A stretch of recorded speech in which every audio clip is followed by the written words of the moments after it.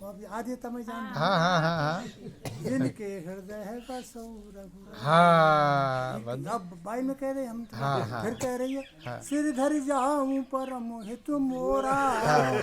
सब ते सेवक धर्म कठोरा। अब इनने पकड़ पकड़ के तो न्यूज बोल रहे और कहा रो परम प्रधान विष्णु पद राखा तज फल बोए तसई फल।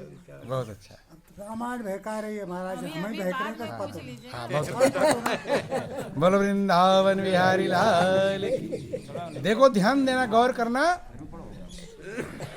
तीर्थ किसे कहा गया ये भी रामायण कह रहा है बंधुओं।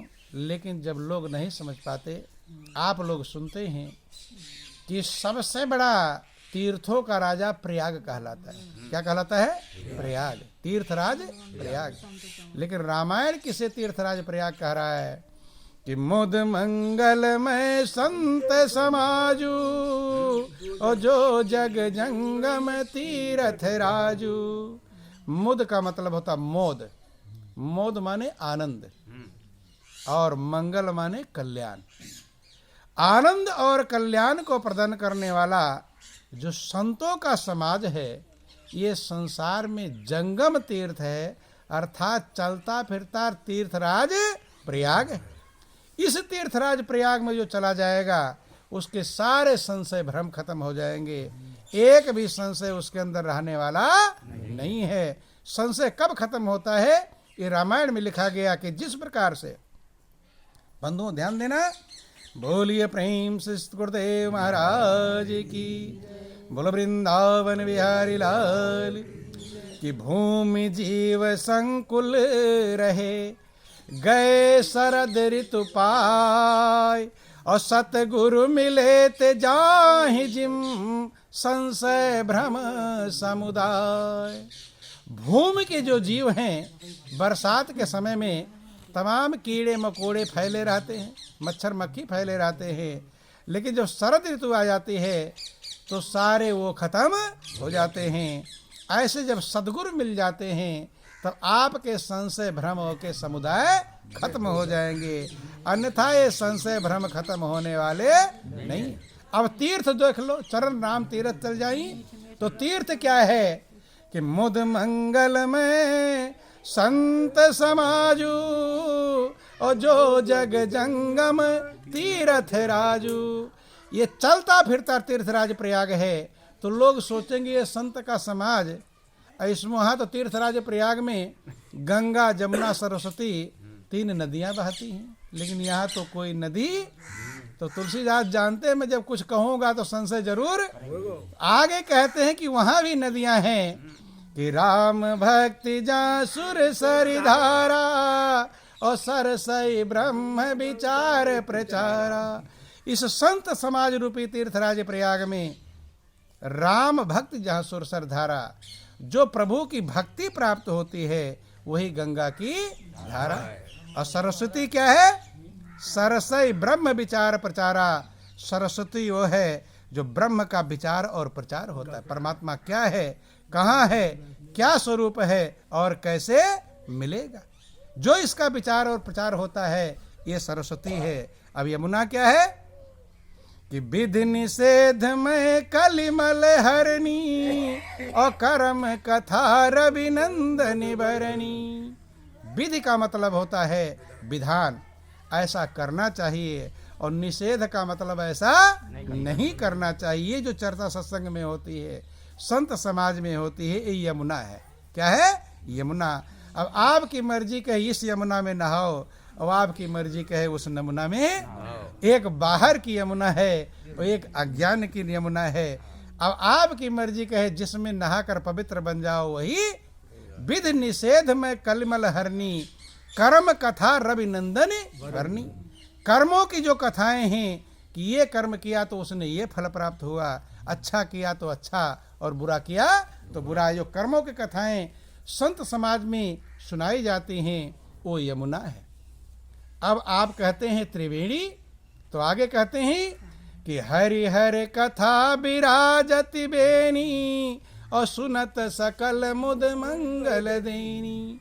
हरि माने भगवान विष्णु की जो कथा है, हर माने भगवान शंकर की जो कथा है वो त्रिवेणी है, जिसको सुन करके, सुनने में सिर्फ सुनना मत समझना, भागवत वाले कहते हैं सुन लो कल्याण हो जाएगा, लेकिन समझना सुनने में 3 बातें हैं, सुनना, समझना और करना।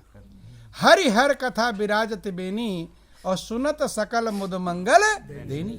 अगर ये तीनों काम कर लेंगे तो सारे आनंद और कल्याण को प्रदान करने वाली है। अब क्या है, वहां कहते तीर्थराज प्रयाग में अक्षय बट था, यहाँ कौन सा है कि बट विश्वास अचल निज धर्मा और तीर्थ राज समाज सुकर्मा। जो अपने धर्म में अटल विश्वास हो जाए वही अक्षय बट है।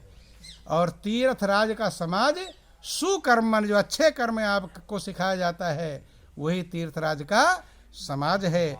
ये तीर्थराज प्रयाग सबको सुलभ है, सभी दिनों में सुलभ है और सभी देशों में सुलभ है कि सब ही सुलभ सब दिन सब देशा ओ सेवत सादर समन कलेसा। ये तीर्थराज प्रयाग सभी दिनों में सुलभ है, सभी देशों में सुलभ है और सबको सुलभ है। उर्स तीर्थराज प्रयाग में अगर एक किराया नहीं है, जाना चाहे तो जा सकता नहीं। कैसे जाकर डुबकी लगाएगा? अमेरिका का व्यक्ति आना चाहे तीर्थराज प्रयाग में नहीं जा सकता, डुबकी नहीं लगा सकता, किराया नहीं है। और पैदल चल रहा है तो लंगड़ा है, नहीं जा सकता। सबको सुलभ संत समाज रूपी तीर्थराज प्रयाग सब ही सुलभ सब दिन सब देशा, सबको सुलभ है। लंगड़े के पास भी संत समाज चला जाता है, गरीब के पास भी चला जाता है, किराया नहीं उसके पास भी, वो खुद चल कर जाता है। और इलाहाबाद वाला तीर्थराज प्रयाग वहीं रहता है, वहां जाकर जाओगे तो डुबकी लगा पाओगे। बंधुओं ध्यान देना, जिंदगी भर वहीं जो डुबकी लगाते हैं पंडा, याद कर लेना, बुरा मत मानना, जीवन भर आप तो एक बार डुबकी लगा कर चलो। जिंदगी भर जो पंडा वहीं डुबकी लगाते उस तीर्थराज प्रयाग में, उनके मन का मैल जाता कपट। एक इधर खींचेगा दूसरा उधर खींचेगा, चले जाना कभी घाट पर, एक उधर खींच कर दूसरा उधर खींचेगा, तुम बंदर बन जाओगे, इधर जाओ कि बोलिए प्रेम से गुरुदेव महाराज उमापति महादेव की, जगत जननी अम्बे मैया की। तो बंधुओं ध्यान देना, जिंदगी बीत गई वहीं नहाते, वहीं आचमन करते, वहीं पूजा करते, वहीं गंगा जल पीते, लेकिन उसके मन का मैल साफ नहीं हुआ। आप 2-4 बार चले जाओगे, आपकी मर्जी, साफ कर लो ना कर जो आपकी मर्जी। लेकिन कहते ये संत समाज रूपी तीर्थराज प्रयाग सब ही सुलभ सब दिन सब देशा और सेवत सादर समन कलेसा। कि अकथ अलौकिक तीरथ राऊ और दे सद्य फल प्रगट प्रभाव। ये अकथ अलौकिक तीर्थराज प्रयाग है, ये तत्काल फल देने वाला है। बंधु कहते हैं कि मज्जन फल पे खिए तत्काला और का कहोई पिक बकऊ मराला। इसका फल तत्काल मिलता है। बंधु कहते कौवे कोयल बन जाते हैं और बगुले हंस।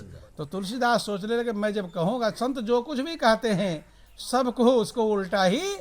तो तुलसीदास सोचे मैं जब कहूँगा तत्काल फल मिलता है तो लोग बड़ा आश्चर्य। आगे उन्होंने कह दिया कि सुनी आचरज करे जनी कोई और सतसंगति महिमा नहीं गोई। ऐसा सुनकर कोई आश्चर्य ना करे, सत्संग की महिमा छिपी कि वाल्मीकि नारद घट जोनी और निज निज मुखनि कही निज होनी।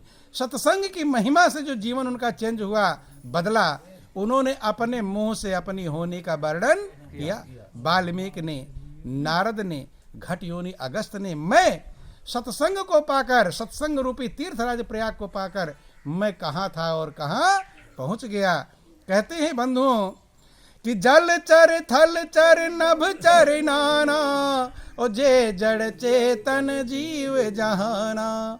मत की रति गति भूति भलाई और जब जही जतन जहाँ जही पाई। सो जानब सतसंग प्रभाव और लो कहूँ वेद न आन पाऊ। मत कहते जिसने सुमति पाया है, कीर्ति पाया है, गति माने उद्धार पाया है, ऐश्वर्य पाया है, भलाई पाया है। जब कभी किसी ने पाया सो जानब सत्संग प्रभाव, सत्संग का प्रभाव ही जानना चाहिए।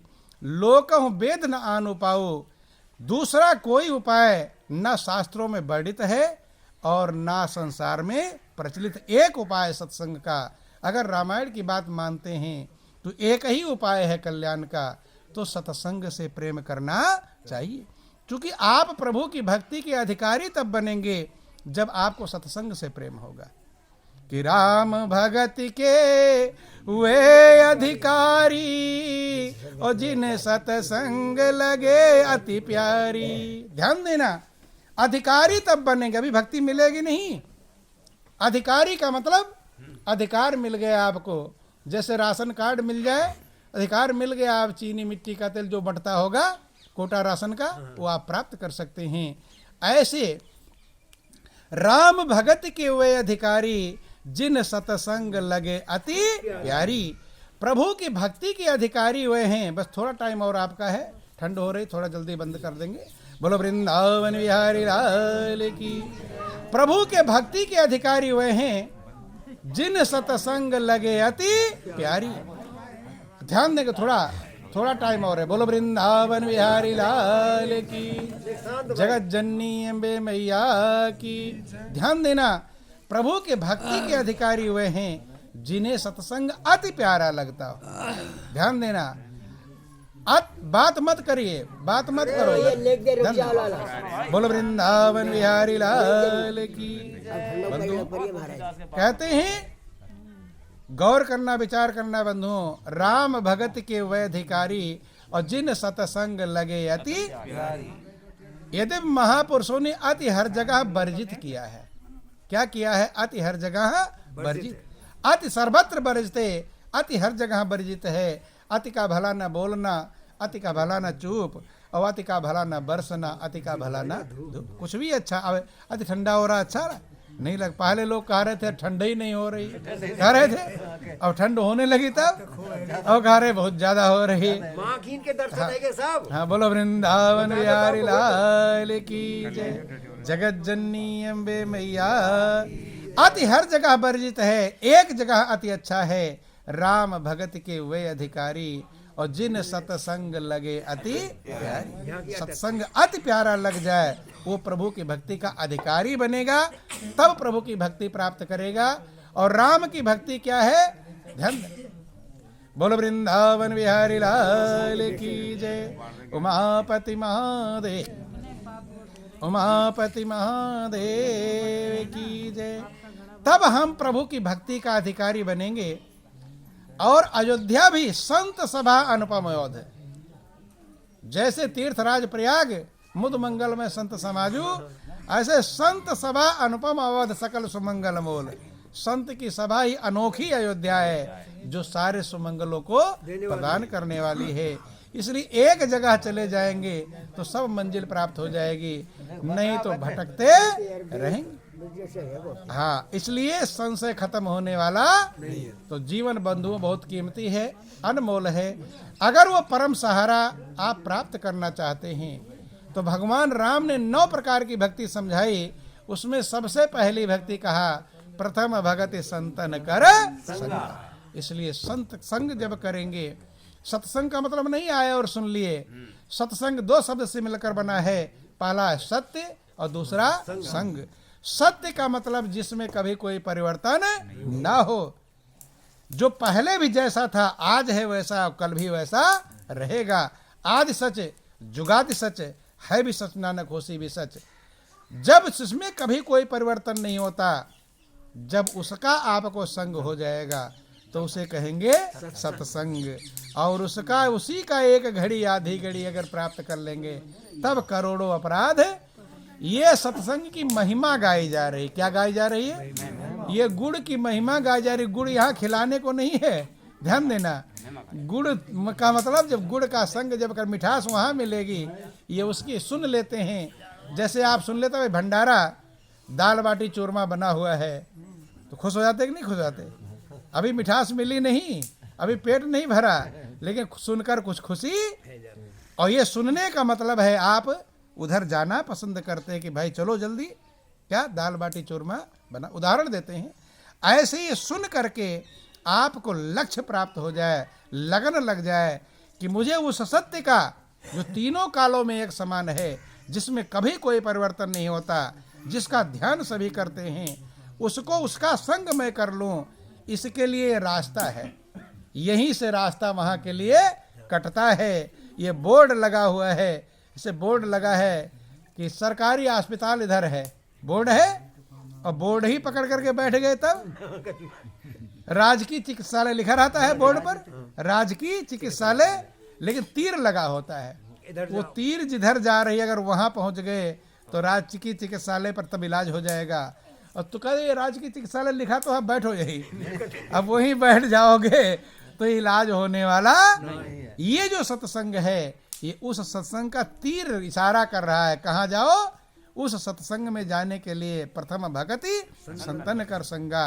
जब उस सत्संग को प्राप्त करेंगे, जिस सत्संग से एक घड़ी आधी घड़ी आधियों में पुनियाधि, और तुलसी संगत साधु की कटे कोटि अपराध, जब उसका संग कर लेंगे तो एक पल, महापुरुष कहते हैं, एक पल का भी दर्शन आपके करोड़ों जन्मों को पाप को काट देगा। कि मम दर्शन फल परम अनुपा, और जीव पाव निज सहज स्वरूपा। सन्मुख हो ये जीव मोहि जबहि, और जन्म कोटि अघना सही तबहि। उसी संग के लिए कहा गया, जब जीव मेरे सम्मुख होता है, अर्थात मेरा दर्शन करता है, तो उसके करोड़ों जन्म के पाप नष्ट हो जाते हैं। और इसीलिए दर्शन की आवश्यकता है। इसीलिए भगवान कृष्ण अर्जुन से कहते हैं, अर्जुन उस सत्य स्वरूप को, जो मेरा अविनाशी स्वरूप है, उसे इन आंखों से देख नहीं सकता है। ये आंखें उसे देखने में सक्षम नहीं। अब कैसे देखेगा? उसको देखने के लिए, जानने के लिए अध्याय 4 श्लोक 34 में समझाया कि तद विद्धि प्रणिपातेन पर प्रश्नेन सेवया उपदेक्षन्ते ज्ञानम ज्ञानिना तत्वदर्शिना। कि हे अर्जुन, तू किस तत्वदर्शी महापुरुष शरण में जा, प्रेम पूर्वक दंडोत प्रणाम कर, विनम्र भाव से उनकी सेवा कर।